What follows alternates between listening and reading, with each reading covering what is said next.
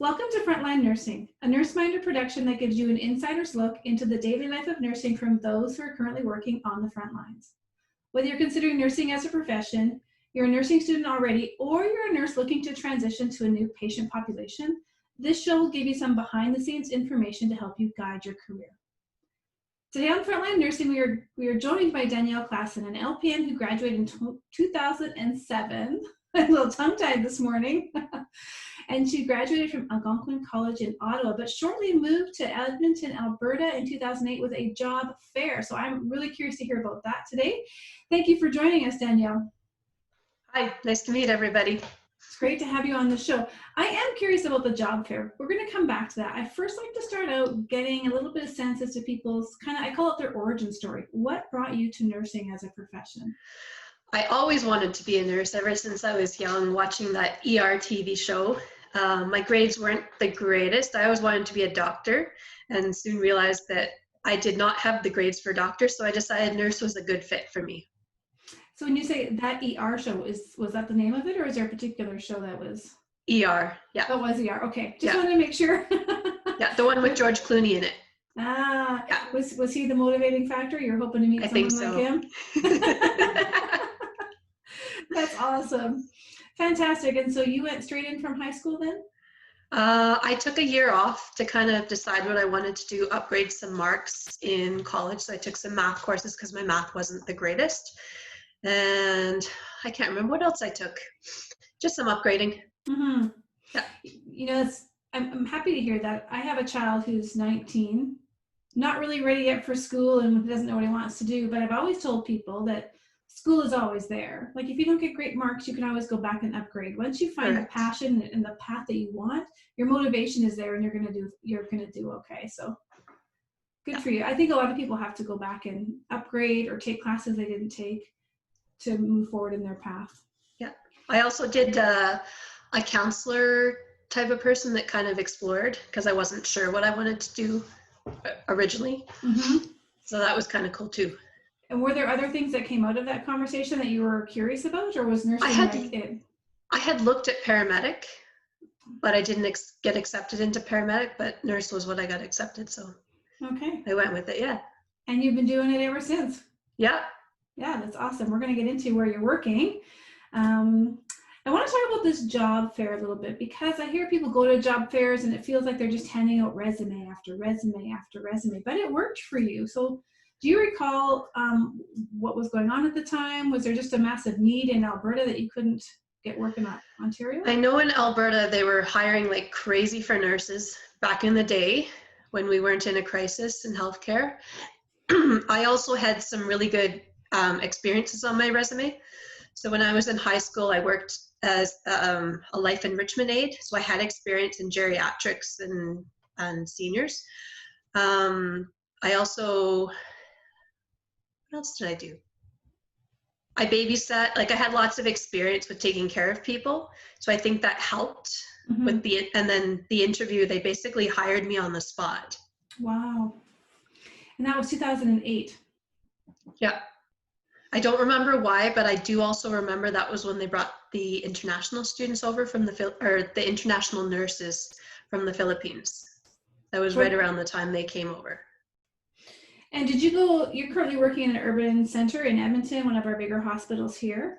Correct. And you're in family medicine, which wasn't, so I met you on this floor. I used to take students to this floor, and I know it wasn't family medicine necessarily when I first started. I think there was a little bit of internal, wasn't there? So there was a mix of family and internal, and this was a management side decision / doctor's decision to formally kind of divide it into family and internal, which in some ways it's been good, in some ways it has not been good. Mm-hmm. When you started though, did you start in the same facility you're in currently? Yeah. Okay. And on the same unit? We've actually since moved during COVID to a different unit now too. Yeah. Really? Yeah, it's been interesting. But the same patient population essentially? It's actually become more geriatric long-term care on our unit now. Mm-hmm. Very heavy patients, confused, agitated, delirious. Yeah, lifting. Whereas I feel like we had more younger people and more ambulatory patients. When it was a mix? Yeah. Mm-hmm. It wasn't so heavy. Mm-hmm.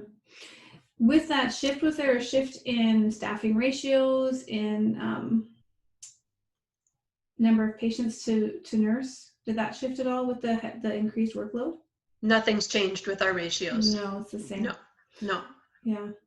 So let's talk about it when you first got there and it was a mix. You had a kind of a blend of internal and family medicine. So family medicine kind of gives the impression that it's supposed to be all ages. I would agree with that. Yes, but it be. Tends to look like and feel like it is more seniors care. Correct. Yeah. Do you still get people less, like, younger than the seniors age? Occasionally, but the general age population is 60 plus on our unit now. Okay. So I always found that interesting, family medicine. You know, students will ask me all the time, oh, what's going to happen on this floor? What should I expect? And I'm like, that one's a tricky one. A lot of long-term care, because the doctors in the community are the ones that are family medicine doctors. For anybody listening that doesn't know that. See, that totally makes sense to me now, but I would not have put that together. Being in an acute care facility, having a family medicine unit would not have translated to me to the community family medicine. Gosh, look at you teaching old dogs new tricks today. Okay, so you came to Edmonton 2008. Did you come alone with family? I came alone. They paid for my move to come to Edmonton here. I stayed with my cousin for the first 2 weeks until I got on my own feet into an apartment building. What would you like to know? We're just going to see where this conversation goes. How old were you at the time? You must have been, so if you went a year out of high school, then into nursing, so like early 20, 21? Yeah. Young, and you're on this big adventure across Canada. What was the scariest thing? What was the most exciting thing? It was scary moving away from my family 3 provinces away, not being able to just call them up and say, can I come over to your house, or can you help me with something? I'd have to call over like a video chat, FaceTime, and be like, Dad, what do I do? There's been a lot of those over the years. Yeah, for sure. As I've lived in Edmonton, I've like made connections with friends, family. My cousin lives here. And then I have my godparents that live in Calgary. So I'm not alone. And I have aunts and uncles that also live in Calgary. Okay. So it was not quite as scary maybe, but still, when you're 21, that's a big adventure. Yeah. Yeah. And you know, there's going to be a lot of other 21-year-olds who are just starting their nursing career who will have to leave their home, their residence, where they thought they were going to live and work forever for their job. And I certainly know many who have transitioned throughout Alberta, across the globe, to Australia even. So what's been the most exciting and the most rewarding piece about taking on that transition and that journey? Exciting is having an awesome career and having the chance to grow as a nurse with the experiences that I've seen and heard and done. Mm-hmm. Do you have a memory that just stands out in terms of a very pivotal moment for you as a nurse where you thought, this is exactly why I'm doing this. This is why I'm here. This is like validating me for choosing this profession? I can't think of anything at the moment, but maybe I'll think of it throughout this podcast. Sure. Yeah, for sure. If we get that, we'll come back. I know I just throw you on the spot there. That's a tough memory to recall. Okay. Internal medicine. What were some of the patients that you would see with internal medicine? So for those who are looking to, say, maybe transition to that patient population. Pneumonia, stroke, falls, broken bones anything that can't go to surgery comes to medicine, basically. Mm-hmm. Okay. Any interesting diagnoses that, you know, once in a while you get something just, wow, I've never heard of that before? Or is it pretty routine? Occasionally you get a different diagnosis, and I usually go look it up and try and see what it means, so I know how to treat my patient. Mm-hmm. But for the most part, it seems to be fairly not predictable in sense of diagnoses, but it sounds like there's some systems, respiratory system, musculoskeletal system that you can rely on will be part of your day's work. Yeah, we also get a lot of like lung cancers, palliative patients, a little bit of everything on medicine. Yeah, palliative patients is a whole specialty into itself. Correct. Mm-hmm. Now, I do remember one of our first meetings together, and I'm going to bring this up because in your information that you sent to me, we talked about a little bit, kind of things that you really enjoy about nursing. What is it you bring, your special talents? And what I remember about you is that you were definitely a champion for safety. And you mentioned this in here, that you were a falls champion for a short period of time, and that one of your things is that safe patient care is a passion of yours. Yes. And I don't know if you remember this moment. I think I was there with my first clinical group, and I was walking into a patient's room who was in isolation. I think I did a little med thing, and I was going to put it on their bedside table and scoot out for my student. I didn't even get 2 steps in that door, and you're like, you need to have your gown on.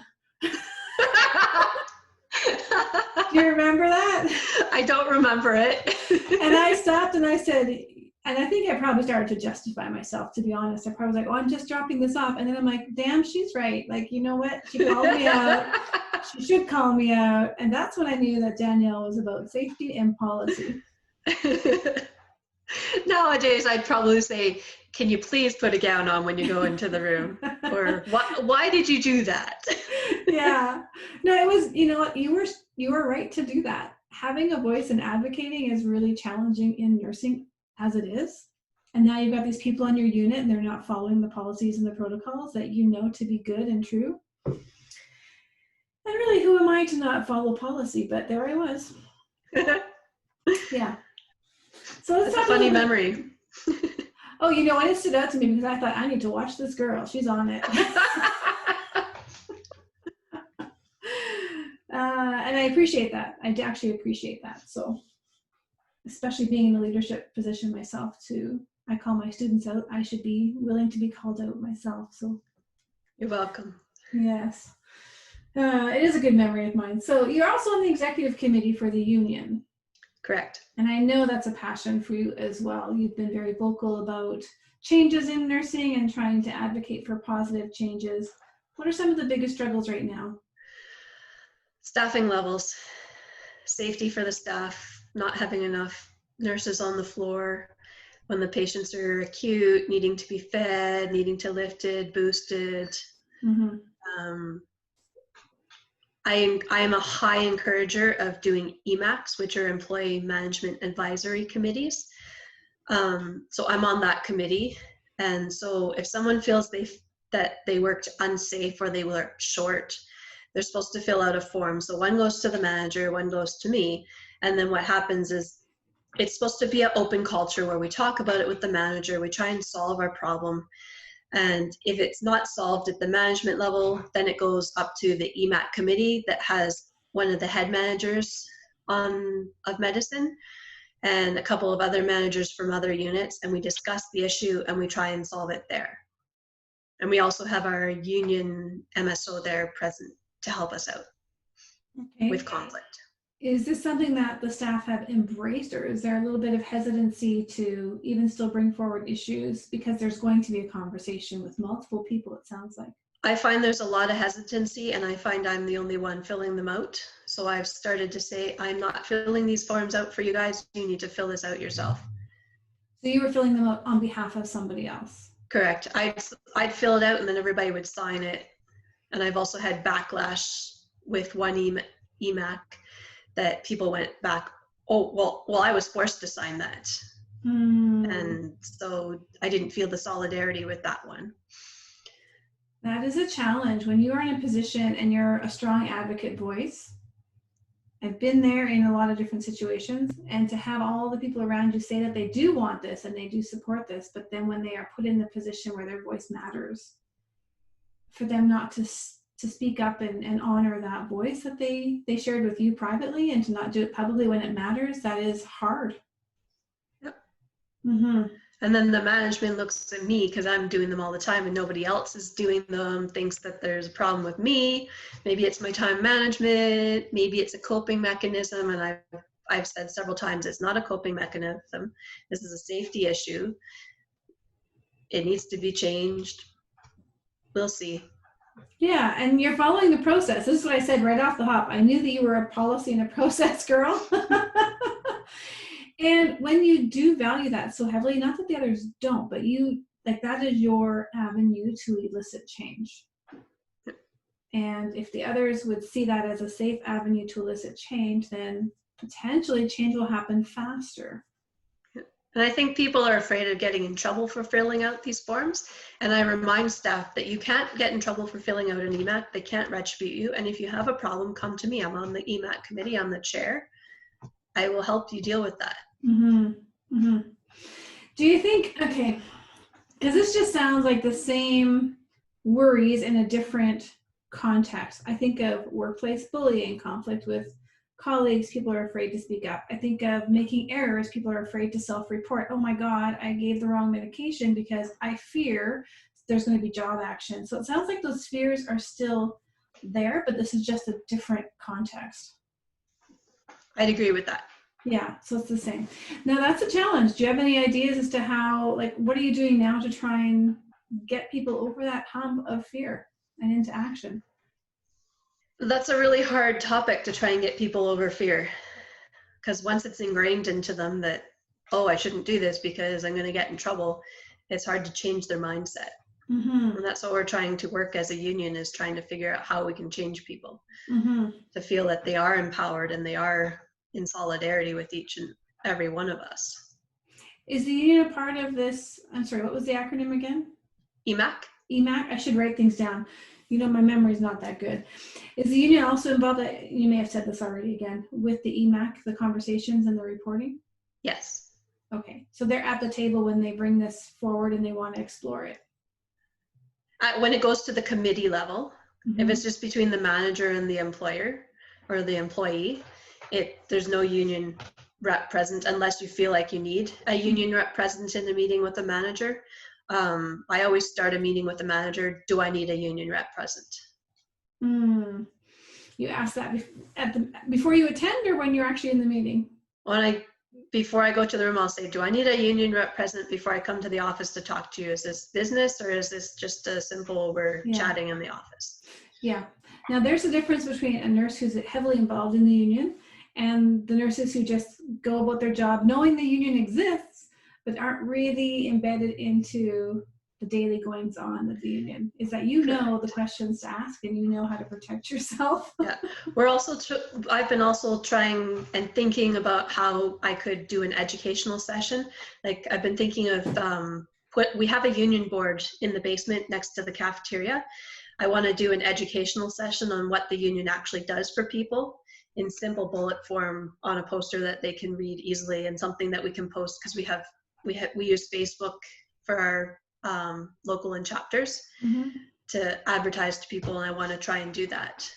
Yeah. Do you know what the uptake is? Like, are a lot of people responsive to that kind of, like, the social media? Are you getting a lot of feedback? Social media is where I get the most.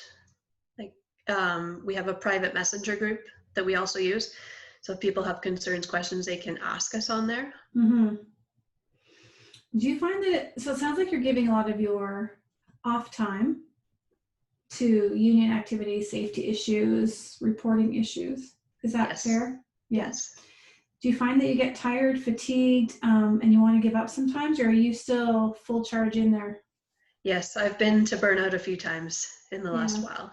Yeah. I'm learning to kind of disconnect. Like at work, I work my 8 hours, I go home. I try and put it in the box and leave work at work and home these days. Because that's what I was sensing, is that, I mean, because it's such a passion for you, I resonate with that because I have a passion with conflict and resolving conflict with people.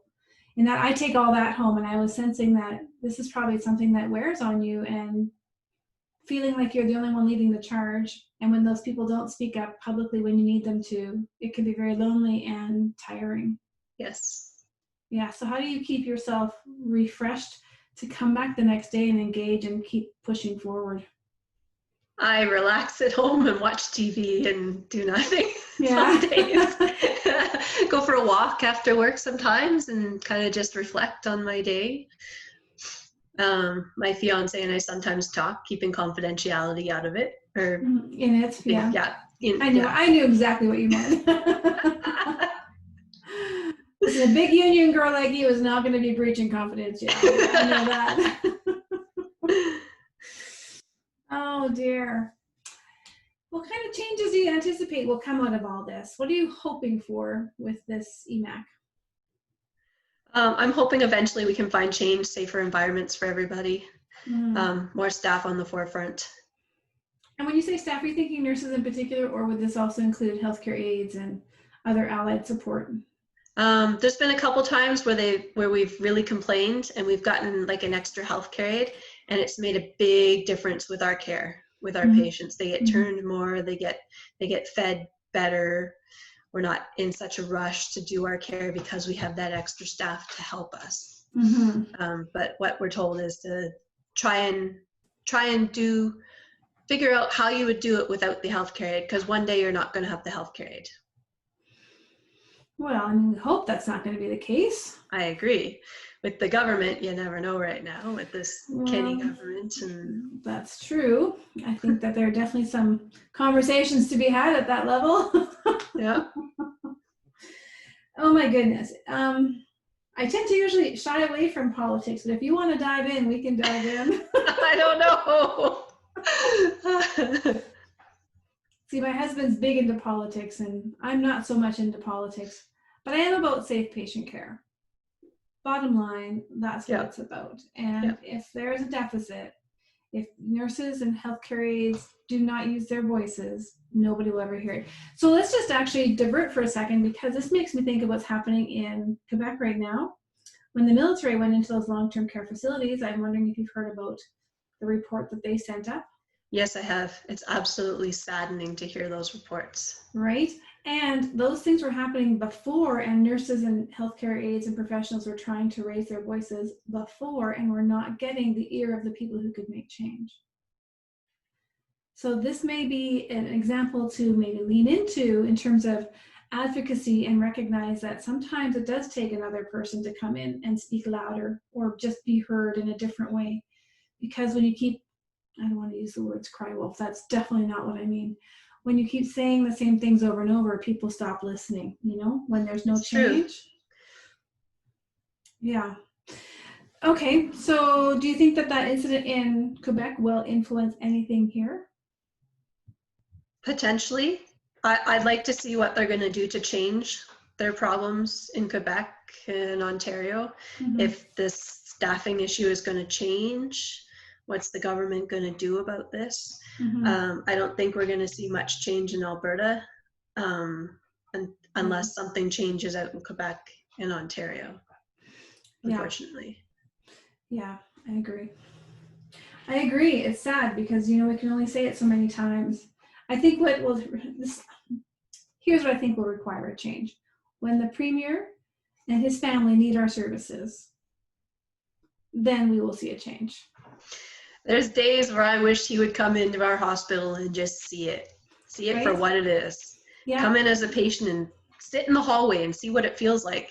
Yes. Coming in by ambulance, being seen by everybody that walks by, being vulnerable, and then sitting in emergency for a day or two before you come up to the unit. And then there's some days where they call it overcapacity, and they send them up and they put them in the hallway before they get a bed on our unit. And I'd like the Premier to experience that. Yeah. I challenge him to come into the hospital and be a patient.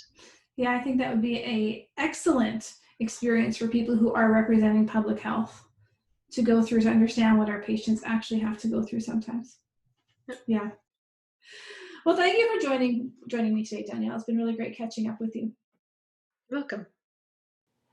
Now, the fun hasn't stopped just because this interview is over. Join us at the membership site, frontlinenursingpodcast.com, where you will get the video footage of this interview and our after the recording.